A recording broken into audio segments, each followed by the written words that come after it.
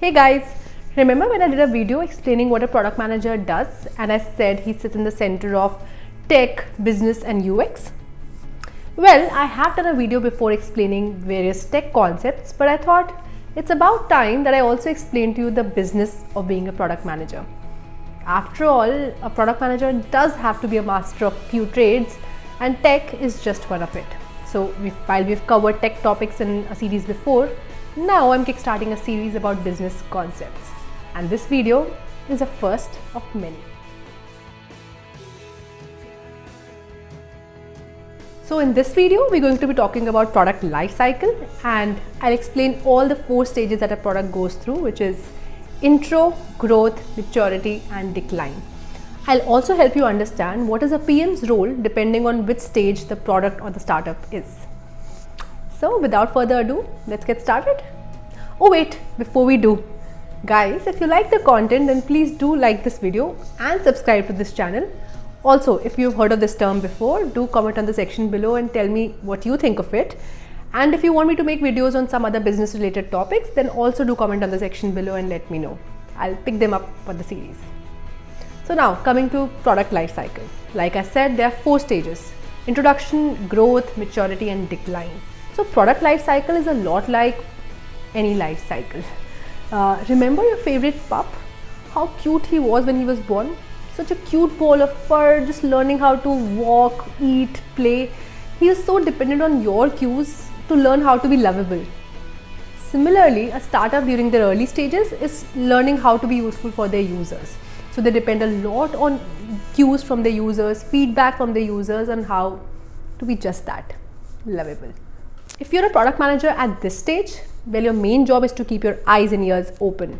Look out for any feedback, any cues from your users about what they like and what they don't like. You also have to appreciate the fact that things are quite fragile at this moment. So any mistake could actually be a deadly blow to your business. Be careful. Of course, don't be afraid, but just be careful. So after this cute puppy face, your pup is now growing. He's learned that you like him, you actually love him, and you love his antics. So he does more of the same antics to get more treats from you. Well, I think it's obvious that I do have a pup at home and he does the same things, man. I mean, he knows the things that we like about him and he does them a lot. But anyway, similarly, your startup now is also in the growth phase. It has realized that what are the things that its users love, and now as a PM in this stage, your job is just to keep doing more of it. So for example, if I was a PM at WhatsApp, I know people like my app because they can stay connected. So any new feature that I release has to make sure that that point always stays. And the other thing that I should also do is make sure that people keep finding more such pieces to enjoy on my platform. So for example, in WhatsApp, I know people like to stay connected, but if I'm thinking of a new feature, what other ways would they like to be connected? Maybe in a group, in a community, via stories. So that's how you should be thinking about right now. So after the growth stage, your pup has now entered the maturity stage. At this point, well, my pup is still in the growth stage, I think, but at this point, the mature pups would look out for other girly pups and want to start a family, or maybe they're just more comfortable in their skin and stop giving you attention. If they start doing that, you may go out and get a new pup. Well, there's a risk for that for sure. Similarly, for a startup that has entered this domain or this stage, there is definitely a risk. If they stagnate and do not entertain or keep the users engaged anymore, they may lose them. So at this point, if you're a PM in a startup that is in the maturity state, you have to make sure that you find something that puts it back in the growth trajectory. Otherwise, you may very well enter the next stage, which is decline. And while you're doing that, you will have to do things like competitor analysis, look out for any disruption in the market. One very important thing at this point is how do you define competition? So for example, Kodak would have never thought that smartphones would disrupt it. But well, they did. After this comes the decline stage.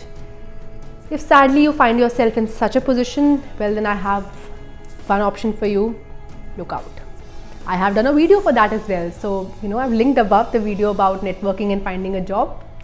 So maybe that will be useful. But anyway, jokes apart, if you're in such a scenario, then the best bet for you would be to again look out in the market, see if there are other directions for you to take, pivot, etc. If not, it may be time to call a spade and move on. Remember how Nokia failed to innovate and innovate in the right direction when smartphones came in? Well, you could very well be there.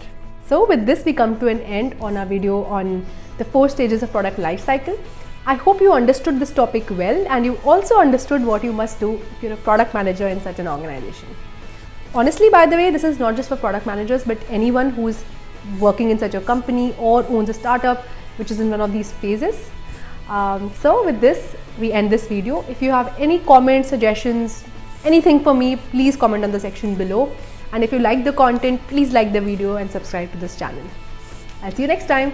Ta-da!